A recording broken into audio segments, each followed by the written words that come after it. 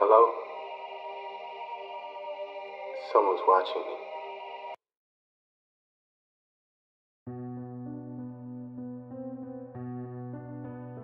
As you may know, the popular show Ed, and Eddy has been running for a long time. However, between October 7, 2003 and October 21st, 2003, episode 34 was accidentally released 1 week before it was scheduled to.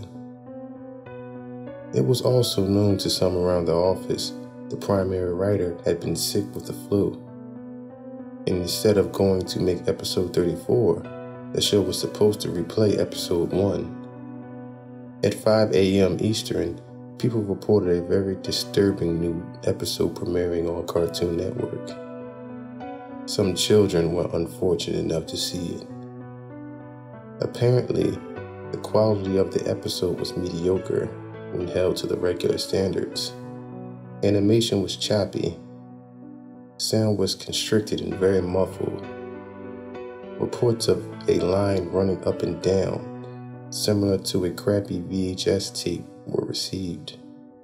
Scenery was described as overwhelmingly dark and depressing without changing props and other background objects. Stormy looking.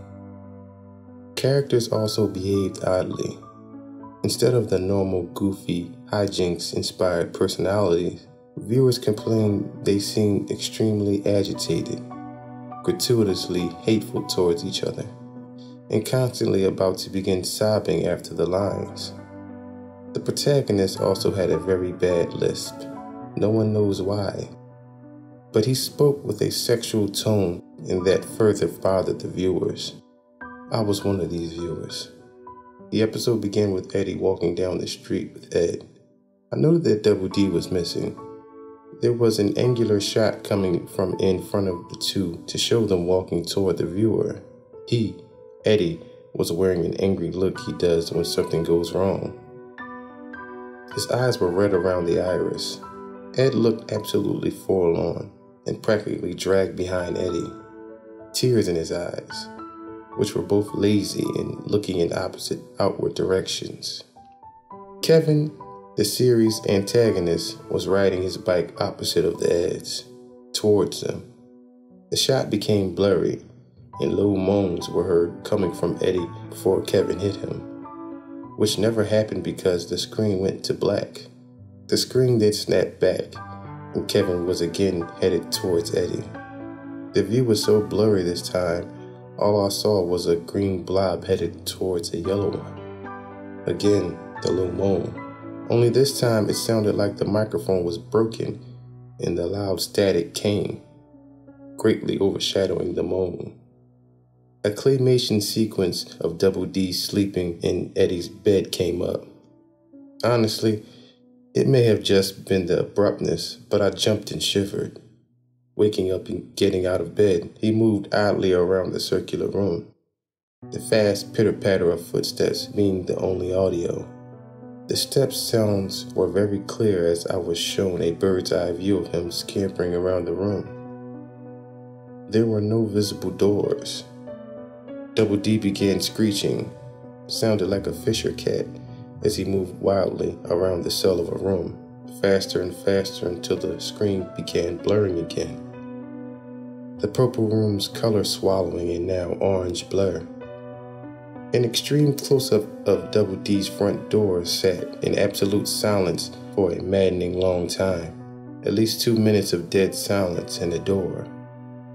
Next we see Jimmy and Sarah at a doctor of some sort, probably oral. Jimmy, obstructed in view by a hanging lamp, is crying loudly with Sarah trying to comfort him in an unusually warm fashion. "It hurts, Sarah, it hurts." Suddenly the door of the room was smashed open by a new character, a dentist. His face wasn't shown because he was tall enough to be out of the shot.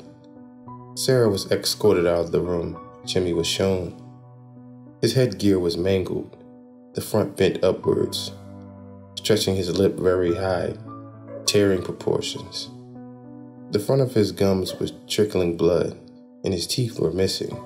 The disturbing part was he had lost both arms and his legs beforehand apparently, and sat a paraplegic. I almost cried as I came to the conclusion the others had beaten him up and bent his headgear. The camera stayed on his mangled face for a few seconds, still a picture, silent as ever. Commercials came on. We were instantly assaulted with a very hairy Ralph in his darkened shed, fisting the cow repeatedly. The visual loops and gets blurry again as the scene pans out. Naz is reading a magazine on her couch. The quality is now perfect. Eddy is now alone, without Ed. The quality declines worse than before, and he is still walking. The sun is now lightening the mood somewhat as he smiles and begins running. The door is shown again, and we see through Eddy's eyes as he reaches out and opens it. His house is nice and bright, but a very badly played violin is blaring. The only audio in this scene as he makes his way through the house. Eddy opens the door to his room. Johnny is shown under Naz's couch cushion as he crawls out on all fours in a comedic way and pops up behind her, still oblivious. I laughed because someone forgot to draw his eyes, and I thought of a mole. Suddenly I stopped laughing as he started swallowing her head, still in a cartoonish fashion, of course, but this was different. He and she stayed like this until she started kicking and struggling. Johnny held her like this until she went limp. A zoom in on his face revealed extremely small, human eyes. Double D was laying on Eddy's floor, no longer in claymation.